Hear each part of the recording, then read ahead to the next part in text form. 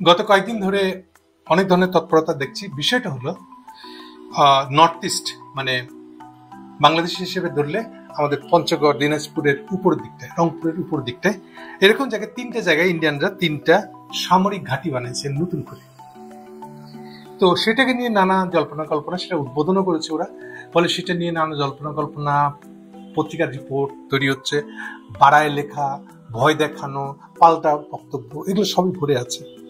তো সেসব নিয়ে একটা রিপোর্ট বেরিয়েছে। প্রথমে রিপোর্টে বেরিয়েছে ইন্ডিয়া থেকে। ইন্ডিয়ান মিডিয়াকে গদি মিডিয়া বলা হয়। গদি মানে মোদিকে একটু স্যাটার করে গদি, গদি মানে যেটা মোদির ঘরের টাকা নিয়ে চলে বাংলা কথা বলতে, সেগুলোকে ওরা গদি মিডিয়া বলে। সে ধরনের মিডিয়া অসংখ্য মিডিয়া আছে, যেমন আজ তাক বলে যেটা পাবেন, আজ তাকের যে মালিক, ওটার খবরই নাই, ওটা কি করে চলে। এটাকে ওরা মোদি তার লোকজনদের রেখে ম্যানেজমেন্ট দিয়ে তারা চালায়, এবং এটাই রয়ের মুখপাত্র।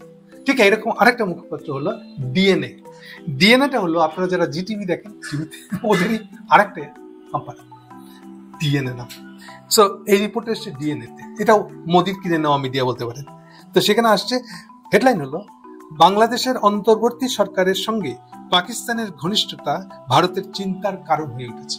ওকে, পিছনে কি আছে এটার একটু খালি বলে দিই আমি, যে গত বোধহয় 2 সপ্তাহ হয়ে গেল, পাকিস্তানের আর্মির ওদের তো জয়েন্ট স্টাফ মানে হলো 3 বাহিনী মিলে একটা কমিটি আছে, সেই কমিটির প্রধান সেই জয়েন্ট চিফ অফ স্টাফ কমিটির আবার যে জেনারেল, এরকম একটা জেনারেল শাহিদ শামশেদ মির্জা, তিনি বাংলাদেশ সফরে এসেছিলেন, ইংলিশের সাথে দেখা করেছেন, এবং এইটা নিয়ে তাদের আলোচনা, সমালোচনা, উদ্বেগ, ইন্ডিয়ান উদ্বেগ অনেক বেশি প্রকাশ করেছে তারা।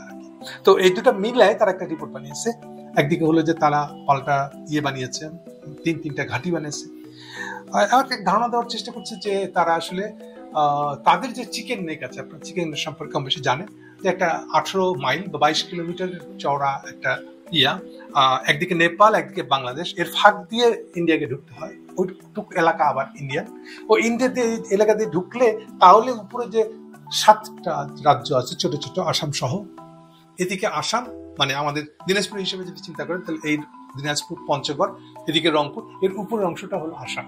তাহলে আসাম হবে এদিক থেকে শুরু, এদিকে শেষ হবে একেবারে নাগাল্যান্ড পর্যন্ত, আমাদের পার্বত্য চট্টগ্রামের পরে একদম বার্মা বর্ডার পর্যন্ত যাবে। এটা উপরটা আসবে মেঘালয়। এরকম 7টা ছোট ছোট রাজ্য আছে ওদের।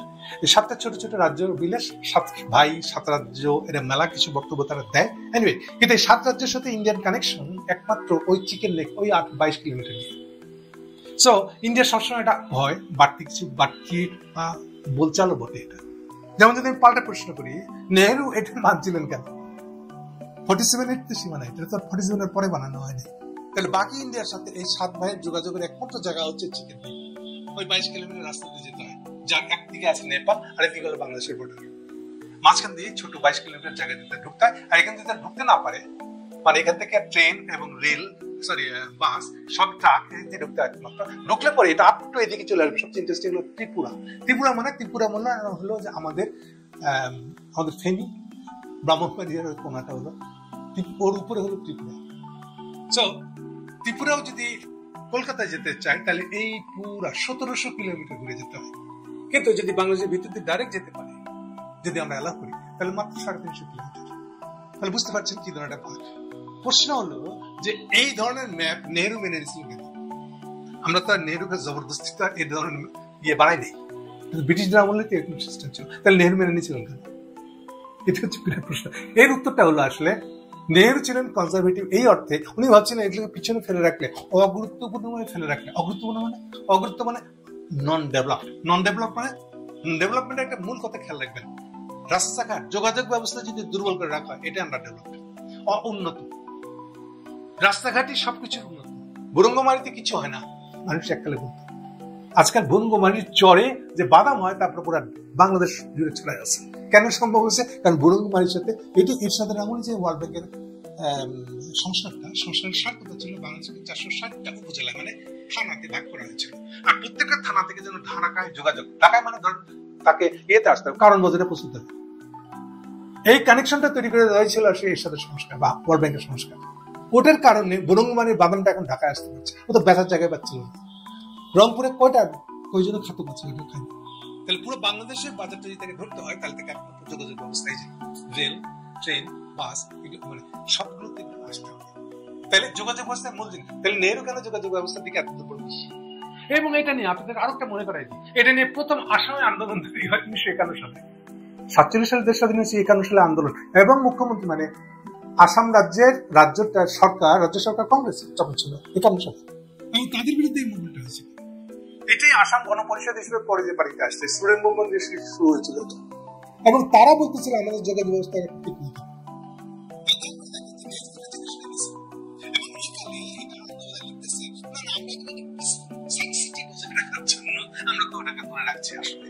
না এর ভিতর দিয়ে আমরা কেউ কাউকে কিছু দেবো না। তার মানে এটা ওরা জেনে শুনে করেছিল, জেনে শুনে করে বিপদে পড়ে এখন খালি চিন্তা করছে আমার চিকেন নেকটা চায়নাটা দখল করে নিল। কারণ ওপারেও আছে, একটু দূরে আছে চায়না, এটা একটু উপরে আছে ভুটানের সঙ্গে চায়নার বর্ডার আছে।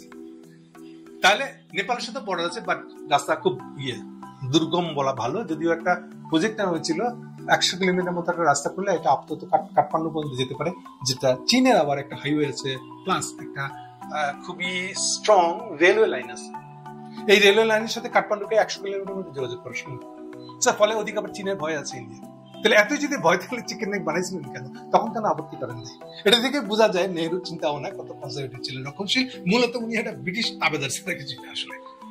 ওকে, তাহলে ডেভেলপমেন্টের জিনিসটা যোগাযোগ ব্যবস্থা উন্নয়ন ছাড়া যে এই দেশের লোকগুলো যে খাইবো কি করবো কি, বাকি ইন্ডিয়ার সাথে যোগাযোগ করবে কেমন করে, এটা নিয়ে নেহরুর কোনো পরিকল্পনা ছিল না। এটাকে কোনায় ফেলে রাখতে চাচ্ছিল, আবার এটা তার দখলে থাকবে, ইন্ডিয়ার অধীনে থাকবে, এটাও তার চাই। ওকে, এনিওয়ে, এই চিকেন নেক নিয়ে সকল উদ্বিগ্ন, এই জন্য সকল বলবো আমি, এই সকল উদ্বিগ্ন থেকেই যখন তারা 2007 সালে বাংলাদেশকে ইন্ডিয়াতে তুলে দেয় আমেরিকা, ওইটাই হলো 111 আমাদের দেশে। তখন তারা দাবি করতে থাকে এখন বাংলাদেশের ভিতর দিয়ে তারা ডাইরেক্ট আসাম থেকে এই যে 350 কিলোমিটার দিয়ে তারা কলকাতা যাবে, তাদেরকে সব করিডোর দিতে হবে আমাদেরকে বিনা পয়সায়। এইটাই হলো ইন্ডিয়ানদের হেজিমনি তখন পেরে দেওয়া, আর 15 বছর ধরে হাসিনা নিজের শাসন তার সঙ্গে সম্পর্কিত এটা। এনিওয়ে, তাহলে মূল বিষয়টা হলো যে নিজেরাই নিজের ফাঁদে পড়েছে, বলে এখন চিন্তা করতেছে এটা সেটা কেন। একটা হলো যে আরেকটা উচিলা দেখাচ্ছে যে এই যে পাকিস্তানের জেনারেল কেন বারে বারে আসতেছে, ডেফিনেটলি আসবে, বাংলাদেশ স্বাধীন সার্বভৌম রাষ্ট্র, তার যদি মনে হয় অমুক দেশের সাথে আমার বাণিজ্য সম্পর্ক বাড়ানোর দরকার আছে বাড়াবে। আর আমি এর আগে বহুবার বলেছি যে পাকিস্তানের সাথে সম্পর্কের কারণ হলো চীনের যে অস্ত্র কারখানা, হ্যান্ডহেল্ড যেগুলা রাইফেল টাইপের জাতীয় অস্ত্র, এর একটা বিরাট ফ্যাক্টরি আছে পাকিস্তানে। আমরা ওদের মতনই একটা ফ্যাক্টরি করতে চাই, আমাদের মেশিন টুলস ফ্যাক্টরিতে। ফলে ওখানে তাদের একটা জয়েন্ট ভেঞ্চারে কিছু করা যায় কিনা, এই জন্য পাকিস্তানিদের আক্রমণ অনেক বেশি। এটা হলো সস্তায় অস্ত্র বানানোর একটা আমাদের পরিকল্পনা। তো এতে কি আমরা ইন্ডিয়া পছন্দ করলো কি করবো না, এটাতে ঠিক করবো নাকি বাংলাদেশের স্বার্থ ঠিক করবো? এখন এটাকে ইন্ডিয়া নানান ধরনের ইস্যু তৈরি করে পাকিস্তান বলে একটা পাকিস্তান মুসলমান মানে হলো সব ইন্ডিয়ার শত্রু এগুলা। এখন এই ব্যাখ্যা দিয়ে যদি মোদী তা গড়তা মানে এটা যদি হিন্দুত্ববাদ হয়, এটা কিন্তু আমরা দায়ী নাকি আমরা আমাদের কি থাকে? মোদী এখন হিন্দুত্ববাদ দিয়ে খবর থাকবে কি থাকবে না, এটা মোদীকে সিদ্ধান্ত নিতে হবে। এতে তো আর আমরা হেল্প করতে যেতে পারবো না আমাদের স্বার্থ জলাঞ্জলি দিয়ে, আমরা তো আমাদের স্বার্থ অনুযায়ী চলবো। সো মূলত জিনিসটা এই, কিন্তু তারা পুরো জিনিসটাকে দাঁড় করেছে যে যেন বাংলাদেশ তাদেরকে কেন চিকেন নেকের মধ্যে আসতে দিচ্ছে। আচ্ছা, বাংলাদেশে কিন্তু দেওয়ার কিছু নাই, এটাতে খোদ নেহরু এটা মেনে নিয়েছেন, এখন চিন্তা করেন কেন? আপনি আগে বলতে পারতেন যে আমার এদিকেও একটা যোগাযোগ ব্যবস্থা দিতে হবে, সেটা ব্রিটিশ আমলে আপনি ওই সময় বার্গেনিং করে দিতে পারতেন, নেহরুর সাথে জিন্নাদের আলাপে করছে, এটা হতে পারতো, কিন্তু আপনি করতে যান নাই, এগুলো করছেন। এরকম কোনো উদ্বিগ্নতা আপনার আছে, তাই তো কোনো রেকর্ড নাই। নেহরু কোথাও কোনো প্রশ্ন তুলে নেই 47 সালের আশেপাশে 45 বা হোল 40s-এ নেহরু কখনো এটা নিয়ে কোনো প্রশ্ন তুলে নেই যে আমাকে এই চিকেন নেক দিয়ে কেউ মতো যেতে হয়, এই যে 1700 কিলোমিটার ঘুরে যেতে হয়, এটা আমার একটা সমস্যা, তিনি কখনো বলে নাই। তো কাজে আপনাদের তৈরি করা প্রবলেম নিয়ে আমরা কথা বলতে যাবো কেন? আর আমরা বিনা পয়সায় আমরা রাস্তাঘাট বানাই দেবো, আমরা ওয়ার্ল্ড ব্যাংকের কাছ থেকে ঋণ নিয়ে আসবো, ওই ঋণের টাকা দিয়ে রাস্তা বানাবার, ওই রাস্তা আপনি লোক করবেন, কোনো ট্যাক্স দিবেন না। বাংলাদেশের লোকের মতন ট্যাক্স দিবেন, এটা হবে কেন? হবে না। মূল কারণটা খেয়াল রাখতে হবে, বাংলাদেশের লোক মানে বাংলাদেশের প্রতিটা লোক রেগুলার ডাইরেক্ট অথবা ইনডাইরেক্ট ট্যাক্স দেয়, ওই ট্যাক্সের টাকাই তো আমাদের রাজস্বের টাকা, ওই রাজস্বের টাকা দিয়েই তো আমরা ঋণ নেই, ঋণ শোধ করি। তাহলে ওয়ার্ল্ড ব্যাংকের টাকা দিয়ে আমরা যে রাস্তা বানাইছি, রংপুর দিনাজপুর থেকে ঢাকার যে যোগাযোগের হাইওয়েটা, এই হাইওয়েতে বাংলাদেশের মানুষের ট্যাক্সের টাকা দিতে হয়েছে। এইটা আমি ইকুয়াল ট্যাক্স দিয়ে, ইকুয়াল সেতু পারানোর পয়সা দিয়ে আমি ইন্ডিয়াকে কেমন করে দিতে দেবো? কারণ ইন্ডিয়ান ওই নাগরিকেরা তো আমাদেরকে ট্যাক্স দেয় না, ইন্ডিয়ান নাগরিকের ট্যাক্স দিচ্ছে ইন্ডিয়াকে। বাংলাদেশের নাগরিকরা বাংলাদেশের ট্যাক্স দিচ্ছে। সো বাংলাদেশের নাগরিকরা বলে এক রেট হবে, ইন্ডিয়ার বলে আরেক রেট হবে। এখানে হয়েছে উল্টাটা, করিডোরের নামে বাংলাদেশিরা যা দেয় সেটাও ইন্ডিয়া দিবে না। এটা এই ধার করে, ওয়ার্ল্ড ব্যাংকের ধার করে আমরা রাস্তা বানাই, ইন্ডিয়াকে ব্যবহার করে দিব কেন?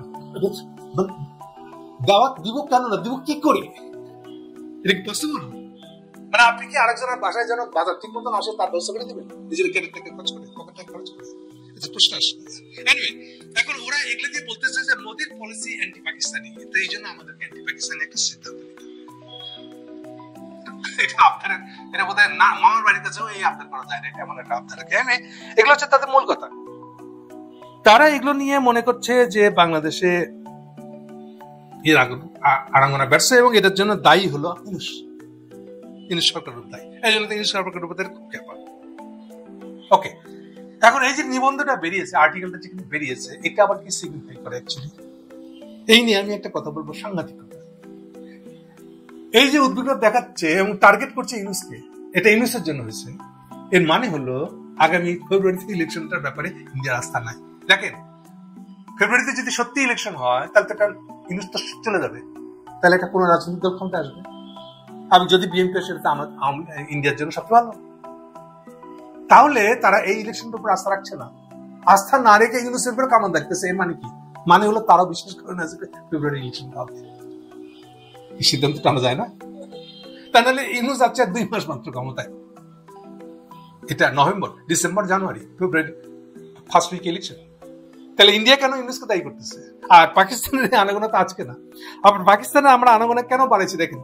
আমরা এই যে পেঁয়াজের কথা দেখেন, আমরা গত বছর মানে গত সিজনে আমরা 25 লাখ টন পেঁয়াজ আনছি পাকিস্তান থেকে। কেন? পাকিস্তান ইন্ডিয়ানরা আমাদের পেঁয়াজ আমদানি করে শুনে পেঁয়াজের দাম বাড়াই দিচ্ছে। তা আমরা কি ওদের হাতে পুতুল হয়ে থাকবো? আমরা সব ওদের যেখান থেকে সস্তায় পাবো সেখান থেকে তুরস্ক থেকে আনছি, পাকিস্তান থেকে হচ্ছে। এবং এইটা করা যায় না যেহেতু হাসিনার আমলে পোর্ট ইউজ করতে দেওয়া হয় না। পাকিস্তান থেকে জাহাজ আসলে বলে না ওটা জঙ্গি, ওর ভিতরে নিশ্চয়ই কিছু একটা আছে। আচ্ছা, সেটাকে ইন্ডিয়া দেখবেন, এটা আমরা বিচার করবো। ফলে এই প্রথম আমরা করাচির সঙ্গে ডাইরেক্ট চিটাগাং যেন জাহাজ আসতে পারে তার ব্যবস্থা করছি। ওইভাবেই তো আমরা এই যে 25 লাখ টাকা আনছি, পেঁয়াজ আনছি গত সিজনে, সেটা পাকিস্তান থেকে আনছি। তো এগুলোকে আমরা আমাদের স্বার্থ থেকে করবো না? ইন্ডিয়া পাকিস্তানকে পছন্দ করে না, মোদি পছন্দ করে না, পাকিস্তানকে অপছন্দ দেখিয়ে সে ভোট কামায়। এটা কি আমার স্বার্থ? এটা বাংলাদেশের স্বার্থ না। তো আমি তো চাইবো দুনিয়া যেখান থেকে সস্তা পাওয়া যায় আমি সেখান থেকে কিনবো। তাতে যদি পাকিস্তান সুবিধা পেয়ে যায়, এটা কি আমার ক্ষতি না? এটা আমার দেখার বিষয়। আমি তো দেখবো আমার স্বার্থ, আমি কেন ইন্ডিয়ান স্বার্থ দেখবো? তাহলে শেষ কথা দাঁড়ালো কি, আসলে এই রিপোর্টটা যে কেন রয় রিপোর্ট, কেন এটা ডিএনএ কে দিয়ে ছাপানো হয়েছে, এটাকে আবার আমি রেফারেন্স দিয়ে রাখি। এর অনুবাদ করে আবার সমকাল ছাপছে। আমি এই ভিডিওটা যখন ছাপাবে তখন সমকালের রিপোর্টটা আপনাদেরকে ট্যাগ করে দিব, সেখানে আপনারা বাংলায় পড়তে পারবেন। সোজা কথাটা বোঝা যাচ্ছে এখানে এটা ভান, পাকিস্তানের বিরুদ্ধে কিছু না। তার চিকেন নেক কোনো নয়া টেনশন তৈরি হয়েছে এমন কোনো ঘটনা নেই। ওরা খামোখায় 3টা নতুন করে সেনা ঘাঁটি বানাইছে, এইটা ব্যাখ্যা দিতে পারছে না তারা কেন করছে, কোন ভয়ে করছে।